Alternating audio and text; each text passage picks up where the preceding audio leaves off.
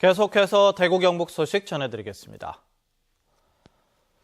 대구와 경북 지역에도 반짝 추위가 기승을 부리고 있습니다. 오늘 아침 기온은 대구 영하 4.7도를 비롯해 영천 영하 7.5, 의성 영하 14.1, 봉화 영하 16.3도 등으로 어제보다 크게 떨어졌습니다. 하지만 낮 최고 기온은 대구와 영천 5도, 봉화 1도 등 1도에서 6도의 분포로 어제보다 높아 추위가 다소 풀리겠습니다. 한편 국립환경과학원이 발표한 예보에 따르면 대구 경북 지역 일평균 미세먼지 농도는 세제곱미터당 31에서 80 마이크로그램으로 보통 단계에 해당하고 있습니다. 어제 저녁 대구의 한 아파트에서 불이 났습니다. 이 불로 생후 5일 된 신생아가 숨지고 인근 주민 5명이 연기를 마셔서 병원에서 치료를 받았습니다. 양관희 기자가 보도합니다. 아파트 내부가 까맣게 타버렸습니다. 새까만 연기가 위층까지 타고 올라간 흔적이 역력합니다. 대구시 범어동 한 아파트 1층에 불이 난 것은 어제 저녁 7시 15분쯤.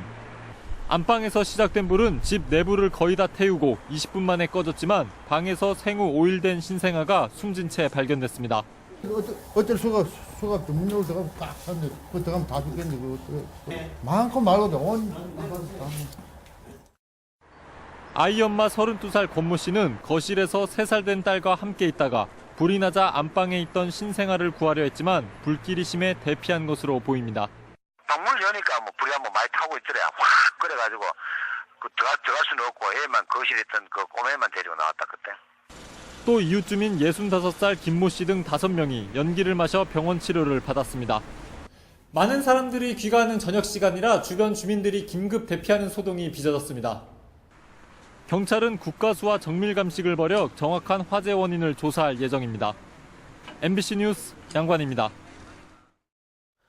대구에는 한약재 품질관리센터라는 기관이 있습니다. 시중에 유통되는 한약재가 안전한지를 검사하는 곳인데 한약재의 경쟁력과 신뢰도를 높이는 데 큰 도움을 주고 있습니다. 윤태호 기자가 취재했습니다. 중국산 도라지와 지황이라는 한약재를 분말로 만들어서 각종 검사를 진행하고 있습니다.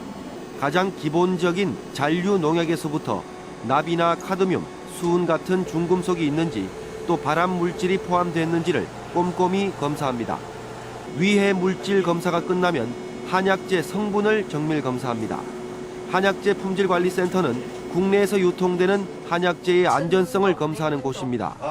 한약재를 가장 많이 취급하는 한의원이 단골 고객인데 반응이 좋습니다.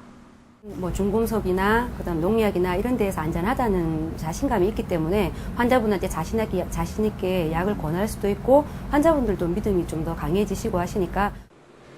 특히 지난 2012년 12월 식품의약품 안전처로부터 공인검사기관으로 지정된 이후 검사 건수가 이전보다 4배가량 늘었습니다. 공인된 검사기관이 됨으로써 한의원이나 약재를 수입하는 업체나 제조하는 업체들이 공식 문서에 사용할 수 있는 그런 시험 성적서를 발행하는 겁니다. 바이어로부터 신뢰도를 쌓을 수 있고 그 사람들도 자국에서 이제 물건을 판매할 때 더 소비자를 찾는 데 더 도움이 될 수 있고, 그러니까 처음 보는 회사의 공신력을 높이는 데 굉장히 큰 기여를 하고 있습니다. 한약재 품질관리센터는 문경과 영주, 봉화 등 한약재 주생산지의 장목반을 대상으로 안전검사를 대행해주고 있어 생산에서부터 소비까지 한약재 유통의 전 단계에 걸쳐 안전성을 책임지고 있습니다. MBC 뉴스 윤태호입니다. 대구대학교 학교법인 영광학원 이사회가 이사들끼리 갈등으로 파행을 겪고 있는 가운데 영광학원 정상화를 위한 범대책위원회는 이사 5명 전원을 해임하고 새 임시이사를 파견해야 한다고 주장했습니다.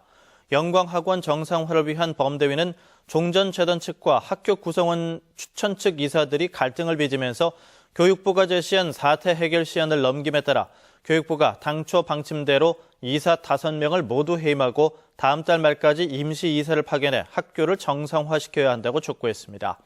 차선책으로 공석으로 남아있는 임시이사 1명을 파견한다 하더라도 사태 해결에 조금도 도움이 되지 않는다면서 이사 전원을 해임해 줄 것을 강력히 요청했습니다. 지난주 대구문화방송이 보도한 방과후 학교 강사 노예 계약 문제와 관련해서 교육청이 실태 조사에 나섰습니다. 대구교육청은 일부 업체를 통해 방과후 학교에서 일하는 강사들이 과도한 수수료와 이중 계약 등으로 열악한 환경에 근무하는 것이 확인된 만큼 학교와 업체 측을 상대로 실태 조사를 한 뒤 강사들의 처우를 개선하기 위한 대책을 마련하겠다고 밝혔습니다. 한편 지난 15일에 방송된 관련 보도에서 참고 화면으로 사용된 달서구 모 초등학교의 축구 수업 장면은 특정 방과후 학교 업체와는 연관성이 없음을 밝혀드립니다. 지난해 대구 지역 수출이 역대 최고치를 기록했습니다. 대구시에 따르면 지난해 대구 지역 수출은 70억 달러로 지난 2012년보다 0.4%가 늘어서 역대 최고치를 달성했고 지난 2010년 이후 4년 연속 증가세를 보였습니다. 특히 지난해 12월 한 달의 수출액이 6억 7,600만 달러로 지난 2012년 같은 시기보다 23% 넘게 늘어 7개 특별광역시 가운데 가장 높은 수출 증가율을 보였습니다. MBC 생활뉴스를 마칩니다. 고맙습니다.